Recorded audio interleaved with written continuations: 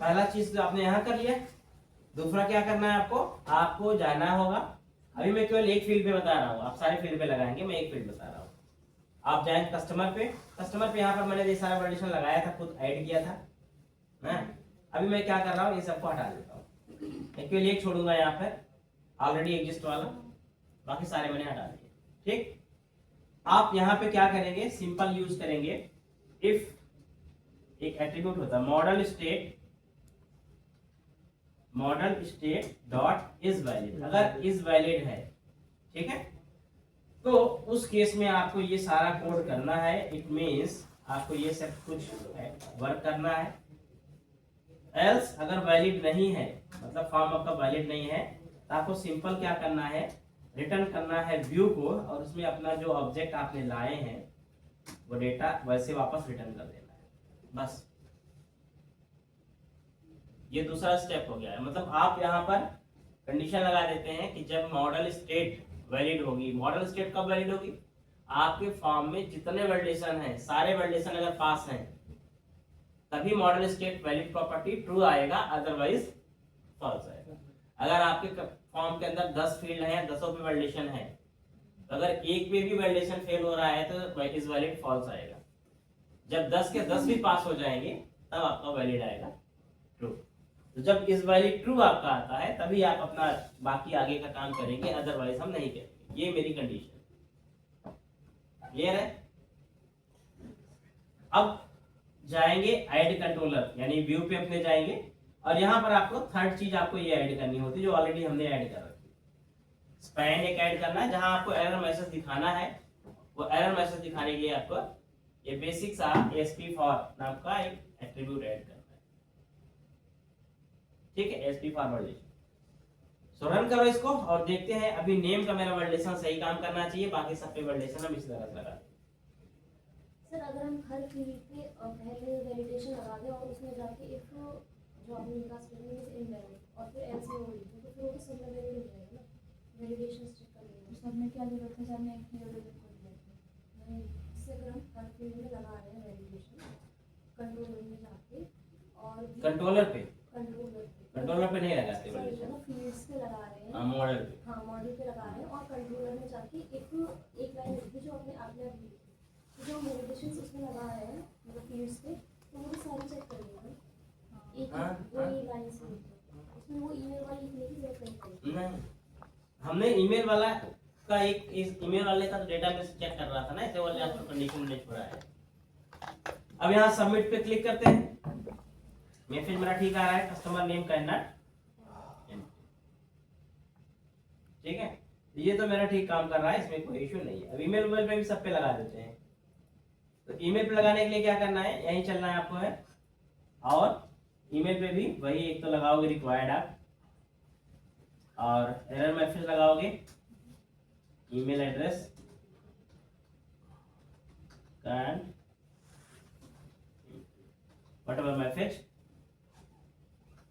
और एक और लगाओगे यहाँ पर, एक तो रिक्वायर्ड हो गया, होना चाहिए, और दूसरा वैलिड ईमेल एड्रेस का लगाओगे। ठीक है, यहाँ एक और आता है ईमेल एड्रेस नाम से, इसमें एरर मैसेज हम क्या ऐड कर देंगे, please enter valid email address. दो चीज लगा दी मैंने, एक तो होना चाहिए, दूसरा वैलिड होना चाहिए। ठीक है, सेम चलते हैं फोन नंबर के लिए। यहाँ जाएंगे फोन नंबर के लिए, फोन नंबर के लिए रिक्वायर्ड है तो चाहिए हमारे पास फोन नंबर कहना टिम्पटी, एक तो लगा दिया आपने।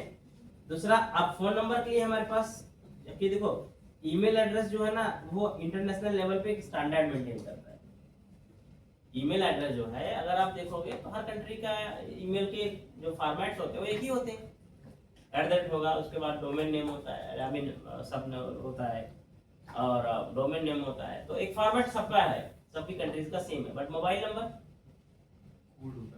नंबर का हर कंट्री का फॉर्मेट अलग अलग होता है, और वो कोड पे अलग अलग चलता भी हर कंट्री का। जब आप इंटरनेशनल लेवल पे देखोगे तो हर कंट्री का अलग अलग फॉर्मेट है और अलग अलग कंट्री कोड पे चलता है ना, इसलिए हम मोबाइल नंबर का कभी भी फॉर्मेट फिक्स नहीं कर सकते। मोबाइल नंबर का फॉर्मेट फिक्स नहीं कर सकते। तो अब हमारे पास दो कंडीशन होती है। कभी कभी हमारी रिक्वायरमेंट होती है कि भाई हमें जो वैलिडेशन लगाना है वो नेशनल मोबाइल नंबर का लगाना है, मतलब इंडिया के मोबाइल नंबर के लिए लगाना है। और कभी कभी ऐसा होता है इंटरनेशनल चाहिए हो। इंटरनेशनल का केस अलग बिल्कुल हो जाएगा आपका, कि इंटरनेशनल में आप फिर क्या करेंगे भाई, जिस कंट्री का, तो जब कभी इंटरनेशनल की बात आती है तो आप हमेशा देखोगे मोबाइल नंबर के पहले एक ड्रॉप डाउन रहेगा। पहले आप कंट्री कोड सेलेक्ट करेंगे तब नंबर डालेंगे आप, ठीक है। तो उसमें क्या होता है, उसमें वैलिडेशन फिर डायनेमिक होता है। जैसे ही आप कंट्री कोड सेलेक्ट करेंगे उस कंट्री का फिर वो क्या करेगा, वैलिडेशन फॉर्मेट लेके आएगा, उस कंट्री का लेके आएगा और फिर उस कंट्री का वैलिडेशन लगाएगा। तो वो एक डायनेमिक सिस्टम है जो हमें डेवलप करना पड़ता है अगर इंटरनेशनल लेवल का है तो। और अगर इंडिया का है तो फिर हमें एक रेगुलर स्पेशल अभी चुकाना है, ठीक है। एक रेगुलर स्पेशल लगेगा फोन नंबर का, आपसे आपका उसका काम हो जाएगा वैलिडेशन का फोन नंबर का। लेकिन कभी भी स्टैंडर्ड कुछ भी नहीं होता है जो हम इंटरनेशनल लेवल पे हम कुछ अज्यूम कर पाए, वो हमारा अलग अलग होता है। तो कंडीशनली चेक करना, ठीक है। तो अगर आपके पास कोई भी फॉर्मेट जो आपका पास पता नहीं है भाई इसका ऐसा होगा, तो उसके लिए हम लोग क्या करते हैं, रेगुलर एक्सप्रेशन का यूज करते हैं, रेजक्स यूज करते हैं, ठीक है। तो यहां पर हम फिर क्या लगाएंगे उसके लिए, रेगुलर एक्सप्रेशन, ठीक है। रेगुलर एक्सप्रेशन में आपको क्या देना है, यहां पर एक तो एरर मैसेज आपको देना होगा नंबर 1, ठीक है। तो भैया एरर मैसेज क्या है, तो मैंने यहां पर दे दिया कि भाई एरर मैसेज मेरा जो होना चाहिए वो होना चाहिए कि please enter valid mobile number, ठीक है। और उसके बाद हमारे पास एक और एट्रीब्यूट होता है इसके अंदर, कि बेसिकली जो हम बोलते हैं भाई एक तो हमारे पास ये हो गया और उसके बाद हमारे पास इसमें होगा पैटर्न,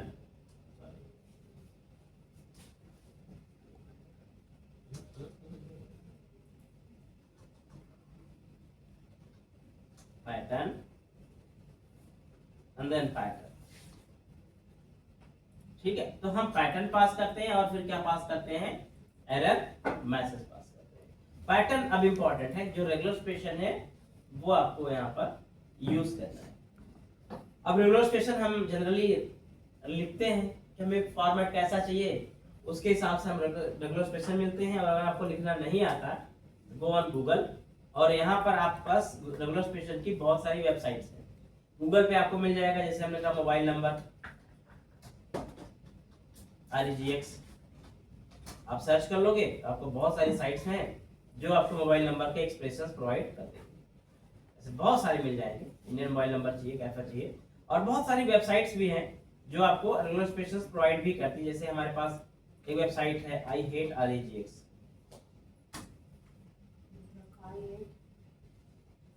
अब इसमें आपको किसी का भी एक्सप्रेशन चाहिए, मान लो आईपी एड्रेस का वैलिडेशन चाहिए, आईपी एड्रेस का एक्सप्रेशन आपको मिल जाएगा, ठीक है। आपको कुछ करना बस केवल कॉपी करना बस यहाँ से। आपको फोन नंबर का चाहिए, फोन नंबर का मिल जाएगा। आपको जिसका भी वैलिडेशन एक्सप्रेशन चाहिए आप यहाँ से उसको उठा सकते हैं, ठीक है। और यहाँ पे टेस्टिंग वेस्टिंग का भी फीचर दिया है, आप टेस्ट वेस्ट कर लो यहीं से। सारा फीचर आपके पास सारे हैं, मतलब ये सब एक्सप्रेशन वगैरह मतलब रेगुलर वर्क वाली चीज है, कितना आदमी उठा लेता है, यूज कर लेता है, ठीक है। तो तमाम ऑप्शन आपके पास है, जस्ट ट्राई एनीवन। आप किसी भी तरीके से अपना मोबाइल नंबर का वैलिडेशन उठा लो। मैं तो फिलहाल यही ले लेता हूँ और यहाँ चल के अपने शीशा में एक एक्सप्रेशन यहाँ चिपका देता हूँ, ठीक है। बाकी तो जेंडर पे केवल हम रिक्वायर्ड ही लगाने वाले हैं, इसमें और कुछ चलेगा नहीं अपना। एरर मैसेज केवल दे देंगे यहाँ पर, प्लीज सेलेक्ट जेंडर, ठीक है। सारे वैलिडेशन ऑलमोस्ट हमारे हो गए हैं, एक बार हम करा देख लेते हैं।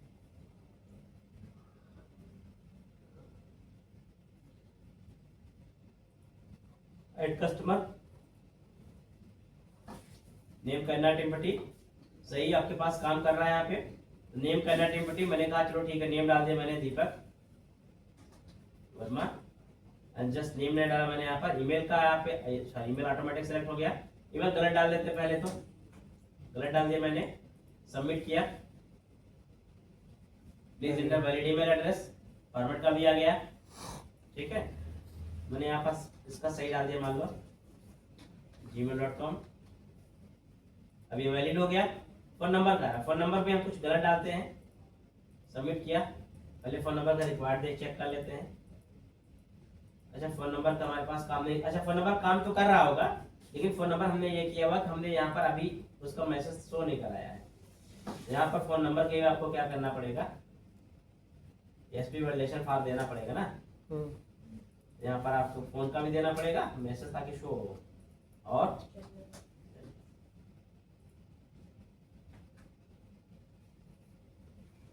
बाकी दिक्कत नहीं। परफेक्ट, ऐड कस्टमर, फोन यहाँ पर हम दीपक वर्मा, फोन नंबर भी ठीक कर दिया मैंने, फोन नंबर करना टिम्पटी, फोन नंबर मैंने गलत डाल दिया कुछ भी, please enter valid mobile number, और जेंडर का भी आ रहा है, जेंडर सेलेक्ट कर लिया आपने, जेंडर का चला गया, बट फोन नंबर का आपका आता रहेगा जब तक आप वैलिड फोन नंबर नहीं डाल देते। अभी भी 2 4 6 8 2 4 6 8 सही है। तो 9 से स्टार्टिंग करेंगे। अच्छा 9 से स्टार्टिंग, इंडिया अरे नहीं कुछ तो गड़बड़, मेरा रेगुलर क्वेश्चन कर दो, +91, अच्छा +91 से स्टार्ट होना चाहिए ना, 12 डेज +91 इसके सामने थी। अरे स्पेस होगा, हो सकता है। छोड़ो करा दे, ऐसा थोड़ी होता है, दूसरा उठा लेंगे हम सोचते नहीं इसके बारे में। तो सर ऐसा कुछ स्टैंडर्ड बना होगा ना कि हम जो रेजेक्ट यूज कर रहे हैं वो कुछ स्पेसिफिक हो, ऐसा तो कभी कोई सा भी यूज कर लेंगे। नहीं कोई स्टैंडर्ड नहीं है, ये तो सबसे समझ जिसको जो पसंद आता है समझ में आता है वो यूज कर लेता है। सर ऐसे होता है ना साइड पे मल्टीपल होते हैं तो वो एक एक करके लगाते हैं, या फिर उसमें ड्रॉप डाउन बनाते हैं फिर उसमें लगाते हैं पर्टिकुलर। नहीं क्यों, सर इंटरनेशनल जैसा आ रहा है, इंटरनेशनल का मैंने बताया ना, वो तो डायनेमिक होता है, डेटाबेस में कॉन्फ़िगर करना पड़ता है। उसमें हमारे पास 10 कंट्री है, 10 के अलग अलग होंगे ना, तो 10 के में डेटाबेस में एक कंट्री कोड और उसके अगेंस्ट उसका रेगुलर एक्सप्रेशन रखना पड़ेगा, जाके जैसे यूजर कंट्री कोड सेलेक्ट करे उसका एक्सप्रेशन डेटाबेस उठाओ और फिर वो उसको अप्लाई कर दो, वो इसमें करो डेटाबेस से, वो डेटाबेस से करना पड़ता है, मतलब उसका कोई ऐसा प्री डिफाइंड वे नहीं है।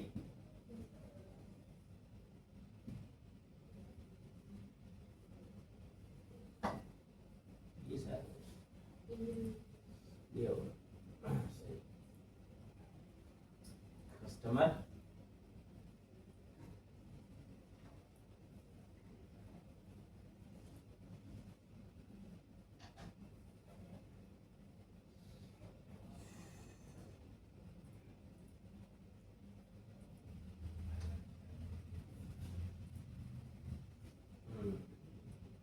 वैलिड करते हैं, तो 2 4 डिजिट लिखते हैं, 4 6 8 12 डिजिट, 12 डिजिट को वैलिड हुआ ये भी वैलिड है। मतलब इसके ऑप्शन देख लेते हैं, अच्छा 91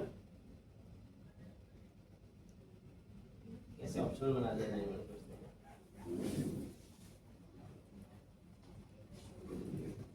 ठीक है। वो इसने दिया दो ऑप्शन दिया है, या तो आप मोबाइल नंबर डालो विदाउट कंट्री कोड या विद कंट्री कोड डालोगे तब भी एक्सेप्ट कर देगा, 91 को प्रीफिक्स मान लिया, ठीक है।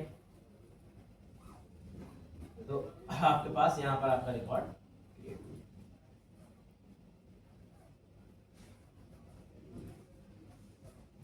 ठीक। ये तो रहा आपका यहाँ पे वैलिडेशन का स्ट्रैटेजी, कैसे आपको लगाना है। तो हमारे पास जो वैलिडेशन है वो अलग अलग है। अब यहाँ पे जैसे नेम में आपको कुछ लगाना है, मिन लेंथ का है, मैक्स लेंथ का है, आप वो लगा सकते हो, मिनिमम वैल्यू मैक्सिमम वैल्यू का लगा सकते हो। आपका कई वैलिडेशन के यहाँ पर फॉर्मेट ऑलरेडी रखे गए, बस आपको ये देखना है कि आपको कौन सा वैलिडेशन यूज करना है, उसके अकॉर्डिंग आप वैलिडेशन चिपका दो, कोई इशू नहीं। सर तो हमें ज़्यादा जरूरत नहीं है ना, जो वैलिड ईमेल एड्रेस वाला था वो तो जावास्क्रिप्ट से ना करें, इसमें तो हो ही जा रहा है, तो उसमें वैलिड के लिए लगाना पड़ रहा है। लेकिन देखो क्या होता है ना, इसमें ये कॉम्प्लेक्सिटी ये है कि रन टाइम में या फिर प्रोडक्शन के टाइम में अगर वैलिडेशन में कोई चेंजेस करना हुआ तो इसमें दिक्कत होती है, सर्वर साइड में दिक्कत होती ज़्यादा। अगर यही चीज़ JS ऐप करोगे तो क्विक चेंजेस होती है, आप आसानी से चेंज कर सकते हो रन टाइम में, ये प्रोडक्शन टाइम में। इसमें करोगे अगर कोई चीज़ हटानी हो या रिमूव करना है, कोई चेंजेस करनी हो, फिर कोड में चेंज करना पड़ेगा आपको वापस। कोड चेंजेस हमेशा बड़ी चेंज मानी जाती है, क्योंकि उसके लिए पूरा हमें रिलीज प्रोसेस फॉलो करना पड़ता है। एक छोटा सा चेंज आपका बहुत सारा टाइम खा सकता है, समझ बात को? बट सर वैलिडेशन में क्या चेंजेस करना पड़ता कर सकते हैं, क्लाइंट है, कुछ भी रिक्वायरमेंट चेंज कर सकते हैं। तो यहाँ पे ना आप यहाँ लगाइए, बट कुछ स्टैंडर्ड है, मतलब सारा लॉजिक यहाँ घुसाने का प्रयास मत करो। जो बहुत स्टैंडर्ड चीजें हैं जो आपको पता है चेंजेबल नहीं, जो चेंज नहीं किया सकता, आप वही लगाओ। बाकी सारा लॉजिक अपना आप फ्रंट एंड पे लगा दो या DB पे लगा दो। तो जो हार्ड एंड फास्ट वैलिडेशन है वो मतलब बैकएंड में लगा लेते हैं, जो थोड़े से है कि दोनों लेवल पे लगाने चाहिए, फ्रंट एंड लगाने चाहिए। देखो आइडियली क्या होता है, फ्रंट एंड आइडियली अपने आप तो फेल होता नहीं है। फ्रंट एंड फेल कब होता है, जब कोई उसके साथ छेड़छाड़ करता है। किसी ने JS को डिसेबल कर दिया, किसी ने JS पास आउट कर दिया, किसी ने रिक्वेस्ट को इंटरसेप्ट करके मॉडिफाई कर दिया, तो छेड़छाड़ रिक्वेस्ट के साथ होती है, तब ऐसा होता है। तो आप इस कंडीशन को हैंडल करने के लिए आप एक सेफ जोन लेके चलते हैं। अगर ऐसा हुआ तो उस सिचुएशन में आपका जो होगा बैकएंड हैंडल कर ले, अदरवाइज तो फ्रंट एंड ये ऑलवेज काम करता है। फ्रंट लेयर पे सबसे पहले वही वैलिडेशन लगाएगा ना, शुरुआत में फ्रंट एंड बेस्ट है। फ्रंट एंड वैलिडेशन हमेशा लगता है, ऐसा नहीं है, लगता है, लेकिन उसका कंडीशन यही होता है कि वो हम एक सेफ साइड लेके चलते हैं कि बैकएंड भी साथ लगा दें। फ्रंट एंड किसी केस में अगर फेल हो गया तो बैकएंड भी आपका रहेगा और वो काम करेगा। समझ में?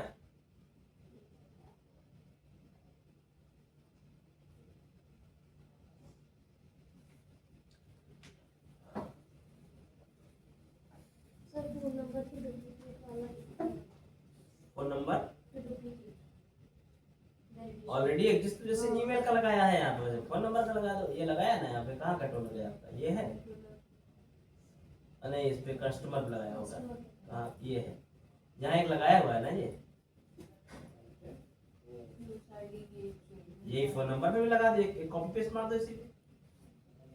कुछ सर ये वाला जो हमने ईमेल वाला वैलिडेशन इसमें लगाया है, ये हम उसमें भी लगा सकते हैं ना? कहाँ पे? जहाँ पे हमने एग्जिस्ट का लगाया कि phone number is required, name is required. नहीं, ये एक्चुअली ये डेटाबेस चेक हो रहा है। मतलब डुप्लीकेट वाला यहाँ पे लगाएंगे और खाली रिक्वायर्ड फिर इसका तो सर डेटाबेस से वैलिडेशन लगाना तो सही करेक्ट वे तो होता नहीं, जो बार बार डेटाबेस सीट करेगा तो भी तो सही नहीं है ना। हाँ लेकिन हमेशा डेटाबेस वैलिडेशन में बोल रहा हूँ, क्या वो थर्ड लेयर है ना, बार बार कब हिट करे भाई? हमने कहा फ्रंट एंड में लगा दिया और मैंने डेटाबेस लगा दिया, तो डेटाबेस पे रिक्वेस्ट मेरी कब जाएगी? जब फ्रंट एंड फेल होगा। और फ्रंट एंड फेल कब होगा? वो तो एक्सेप्शन केस है ना, जब कोई इंटरसेप्ट करेगा, कोई मॉडिफाई करेगा, कोई रिक्वेस्ट छेड़छाड़ करेगा, तब करेगा ना वो। आप हर बार थोड़ी ऐसा करेगा डेटाबेस लगा, फ्रंट एंड क्यों लगाया आपने? फ्रंट एंड लगाया आपने, हमेशा वैलिडेशन फ्रंट एंड पे लगते हैं। लेकिन उसके अलावा सेफ जोन हम रखते हैं। अगर इन केस मालूम डेटाबेस पे नहीं लगाया या हमने सर्वर साइड नहीं लगाया और फ्रंट एंड कहीं फेल हो गया तो क्या होगा? फिर तो फेल हो गया ना सिस्टम आपका। तो उसके लिए आपके पास क्या बैकअप प्लान? उसका बैकअप प्लान हमारे पास सर्वर साइड और बैकएंड डेटाबेस से होता है। वो उस सिचुएशन को हैंडल करने के लिए, बाकी नहीं। समझेगा? वेबसाइट एप्लीकेशंस के अंदर ऐसा होता है कि बहुत सारे केस में इंटरसेप्टर हैकर्स होते हैं, रिक्वेस्ट इंटरसेप्ट करते हैं, मॉडिफाई करते हैं, सर्वर पे भेजते हैं। तो अगर आपने सही स्ट्रैटेजी नहीं अपनाई है तो कहीं ना कहीं आप एक इनसिक्योर कोड में हो और सिक्योर कोड कभी भी हैक हो सकता है। ठीक है, पूछो कुछ क्वेश्चन हो गया तो।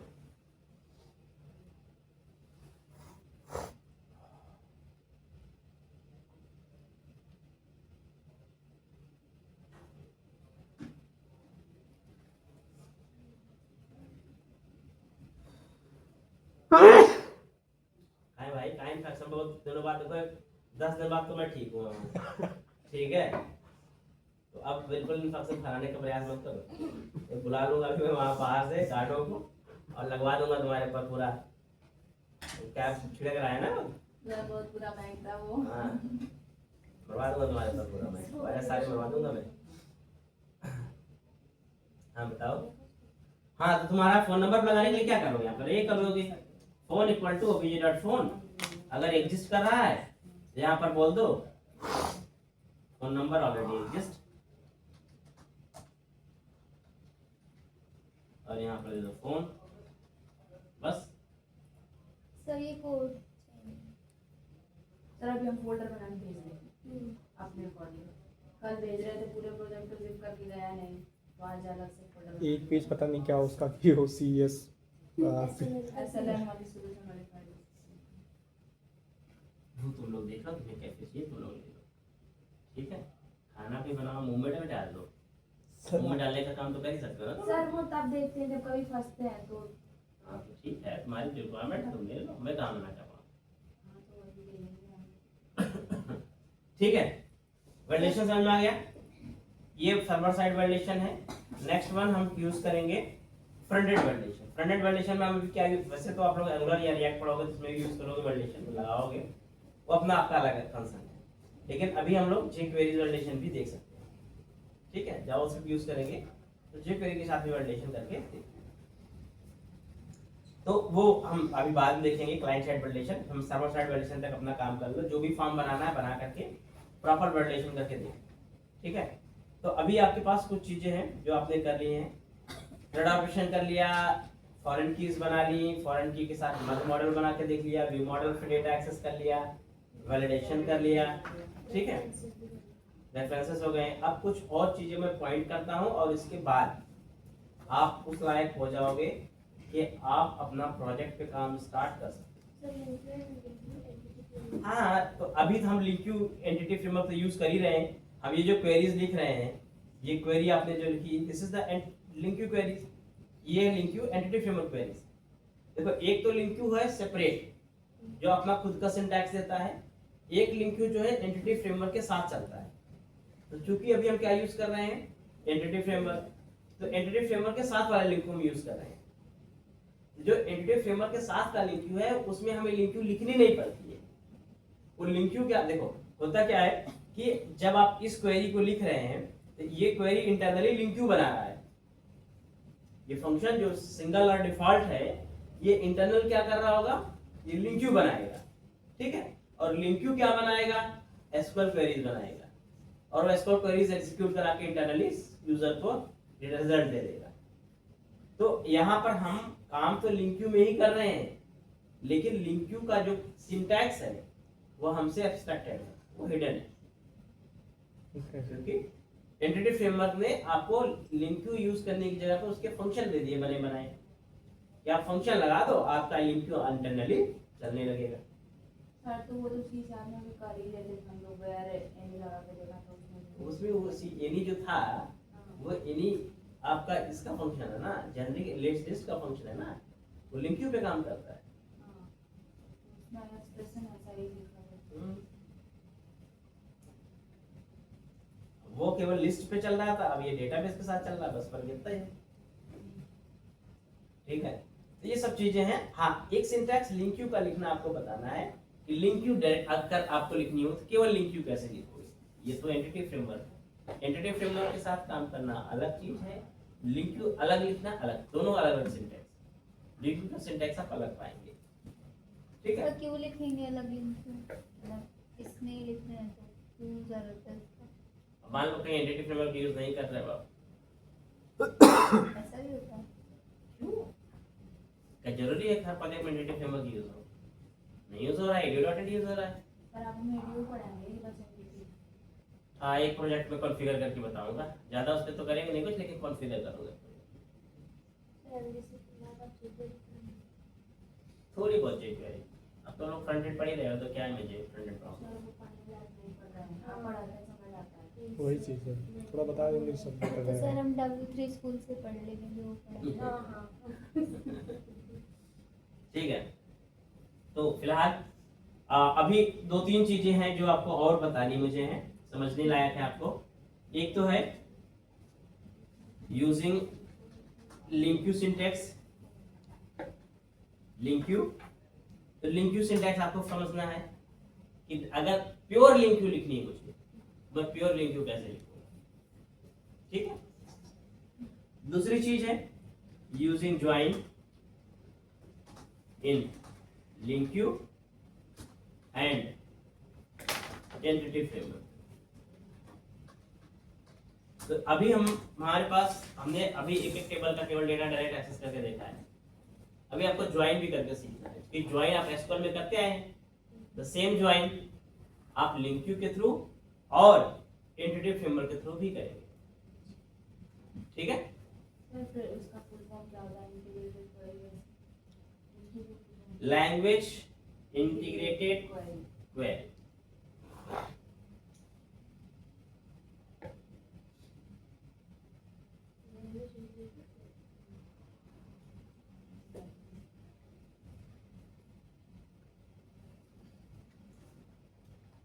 ठीक है, उसके बाद नेक्स्ट क्या देखेंगे? सर इसका मीनिंग क्या होता है? हाँ?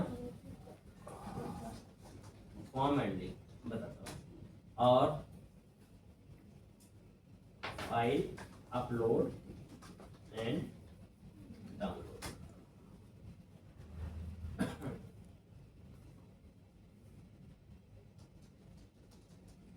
देन उसके बाद हम लोग सीखेंगे लॉगिन एंड रजिस्ट्रेशन।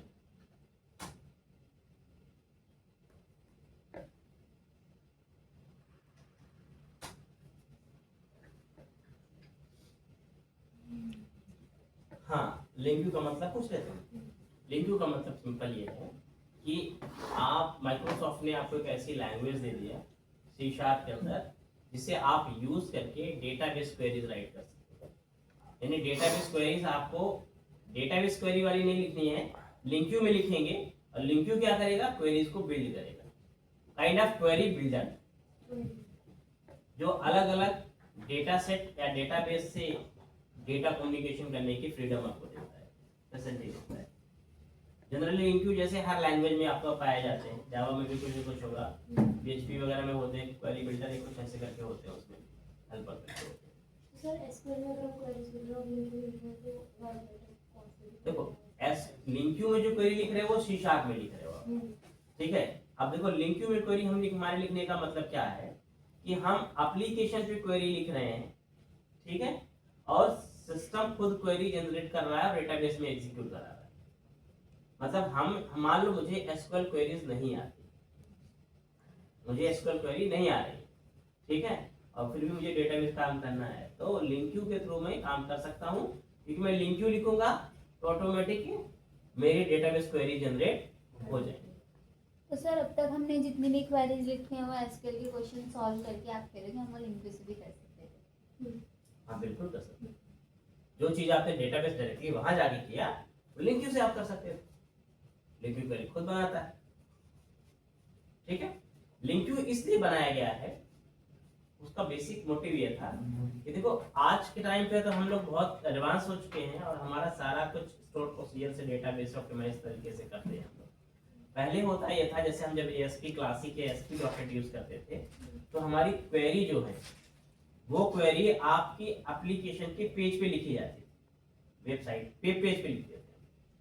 अब आपने देखा था, हम क्वेरी जब ज्वाइन लगाया था हमने 6-7 टेबल का, क्वेरी कितनी बड़ी बड़ी हो रही थी। अब उतनी बड़ी बड़ी क्वेरी अगर आपको पेज पे लिखनी हो,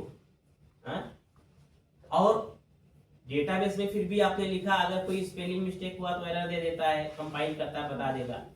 लेकिन अगर आप वो चीज पेज में लिखती है आप, और अगर कोई भी एक एरर होती है तो आपको कंपाइल टाइम कोई चेकिंग वहां पर नहीं होती, क्योंकि एसक्यूएल क्वेरीज को एप्लीकेशन हमारा स्ट्रिंग समझता है, स्ट्रिंग के अलावा वो कुछ नहीं समझता उसे। बिग प्रॉब्लम क्या था, कंपाइल टाइम चेकिंग नहीं थी, क्वेरी कॉम्प्लेक्स होती थी जिसमें हम क्वेरी मिस्टेक ज्यादा होती थी और उसे रन टाइम एरर फेस करनी पड़ती थी, ठीक है। और नॉर्मल जो वेब डेवलपर है, सर्वर साइड डेवलपर है, उसके लिए डेटाबेस पे काम करना पड़ता था, तो उसको ज्यादा प्रॉब्लम होती थी डेटाबेस रिलेटेड। माइक्रोसॉफ्ट ने इसका सोल्यूशन निकाला लिंक्यू, कि आप जो है डेटाबेस पे सारी क्वेरीज मत लिखो, आप लिंक्यू का यूज करो, क्वेरीज हमारा बिल्डर जनरेट करेगा, ठीक।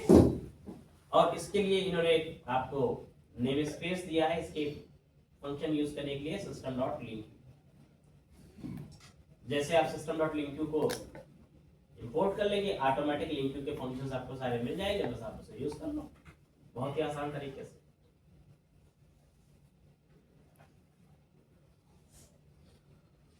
ठीक है, सारा कुछ जो चीज आपने एसक्यूएल में की है वो सारा कुछ लिंक्यू में कर सकते हैं आप। जो आपने एसक्यूएल में किया वो एंटिटी फ्रेमवर्क में भी कर सकते हैं आप। मतलब जितनी भी ज्वाइन हुआ, ग्रुप बाय हुआ, ऑर्डर बाय हुआ, टॉप हुआ, हैविंग हुआ, जो कुछ आपने वहां किया वो सब आप यहाँ यूज कर सकते हैं, ठीक है।